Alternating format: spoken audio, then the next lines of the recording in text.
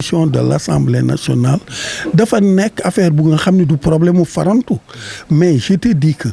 mënuloo dem Assemblée nationale ni tu es majoritaire ñu gagné la par exemple si élection bu mujj bi à 54%. C'est une contradiction loolu ça veut dire que ñi nekk au pouvoir ne gèrent pas justement le pays loolu c'est une là soxlawul développer pour le savoir donc nécessité de dissoudre l'Assemblée nationale benn ngo deuxièmement Assemblée nationale bu nga xam ne les textes li gën élémentaire mooy texte yu nga xam ne par exemple dañ ko bafouiller texte yoo nga xam bu la neexee dugal bu la arrangé nga dugal bu la naqadee nga génne donc mu nekk n'importe quel texte mais texte boobu mënul fonctionner dans un pays démocratique donc d'abord ñoo ngi waxu kii bi ñu Assemblée nationale bu nga xam ni on fait rentrer des gendarmes donc là où l'expression devait être démocratique là où par exemple nit ñi kenn ku nekk du wax ba war mën convaincre yeneen ñi bu fekkee léegi wax bi amatul bu fekkee par exemple yow par exemple au lieu que nga wax tu utilises la force dem indi par exemple des gendarmes yu nga xam dañuy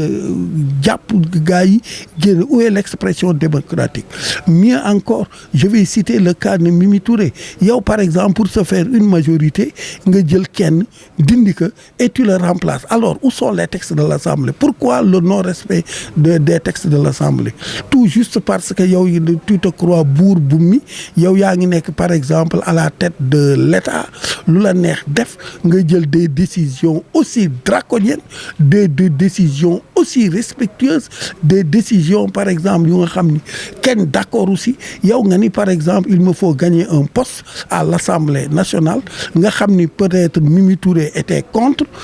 il ne donc nekkul woon si champ bi nga bëgg dem automatiquement nga xañ ko poste député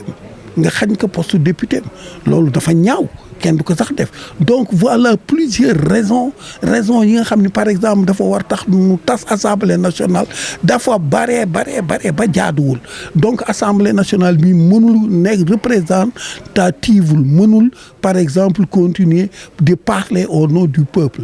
quand on te dit que 54 les 54% yi nga xam ni ñoo yóbbu à la présidence par exemple le président Diomaye et qui ce n'est pas possible justement que ñuy defaat par exemple ñu fay nekk avec une minorité à l'Assemblée ce n'est pas possible. Est-ce que le ministre de la Santé a été très clair avec nous et que wax nañu le premier centre bi ñuy créé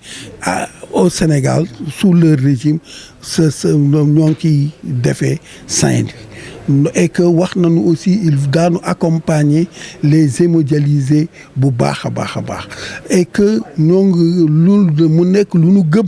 lu nga xam ni wóor na ni ñoom daan si def lu nu mën parce que non seulement ils ont fait les promesses et que ils nous ont mis même ils nous ont tracé la voie encore ñoom léegi bi nga xamee ni Sénégal aussi parvenir nañu parce que Sénégal aussi c'est la médecine de haute c'est la haute médecine par exemple au Sénégal dañuy compter par exemple dans ce monde-là dañuy compter pays yi nga xam ni par exemple par rapport ak greffage ñi ko réussir et que le Sénégal a réussi ici avec des Sénégalais ñu réussir que le Sénégal aussi ñoo ngi góorgóorlu par exemple pour mettre par exemple des centres en place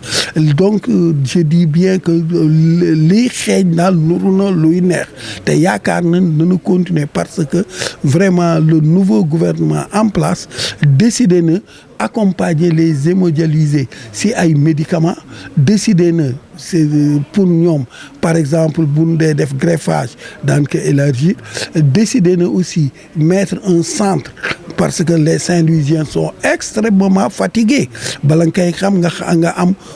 kuy def dialyse wala nga am parent wala mbokk wala frère bu koy def daa xam ni coono gi muy laaj xaalis bi muy laaj c'est extraordinaire donc noonu bi ñu gërëmee d'abord les kii de la santé parce que dañuy gërëm aussi au passage le directeur de l'hôpital dañuy ak docteur Diallo ak Alima et tous les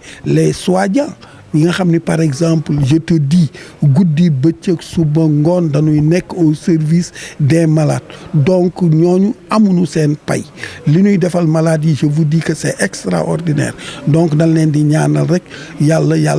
faat seen fan ba nga xam ni daanu gën mën nekk au service des hémodialysés mais responsabilité Macky Sall donc il doit rendre compte au peuple c'est l'argent du peuple lan ko jox donc non seulement nga détourner l'argent du peuple après tu te permets de dire que damay man bu ma dee rendre compte Macky Covid-19 maa ngi moi dama am sax benn affaire bu nga xam ne dama ko gëm mooy waruñu wax ni rek par exemple détournement affaire bi du détournement par exemple fii kenn si dun moo fi perdrul un ami cher kenn si dun moo fi perdrul benn papa wala benn yaay wala benn maam wala benn xarit wala benn jege yaaro donc ñooñu nga xam ni par exemple dañu dee moi je dis que c'est un crime doo juger nit ki si par exemple jël na alalu réew mi rek mais kooku dama defe ni benn rek la mais dañu war considérer la criminalité bi si nekk par exemple ñi dee ñàkk seen ay mbokk donc c'est des crimes donc autant par exemple passer à ces crimes là par exemple seet nun koy defee de même que ñi dee si kii bi les manifestations yi 80 morts ñoo nekk par exemple si loxo Macky Sall 80 morts c'est beaucoup par exemple tuer 80 personnes par exemple ba pare tu te permets par exemple di lever kii bi mais yow sax pour sa conscience waratul woon may ngay def dara si àddina moi quand je pense à 80 personnes tuées par exemple au lieu que nga jënd ceeb jënd dawlin jënd kii nga dem di ko jënd ay munitions dem di ko jënd ay armements pourquoi faire pour tuer ton peuple ma ni ça c'est vraiment inadmissible inimaginable je crois que maa ngi gërëm ñëpp di wax waa Ndar de toutes les façons na ñëpp daje ce kii ba le samedi 27 parce que Ndar yëpp mobiliser nañu pour dire que seen xaalis yëpp jël nañ que ñoo ngi souffrir c'est la richesse côtoie justement la misère et que c'est inadmissible à Saint-Louis donc loolu daal laa amoon lu ma si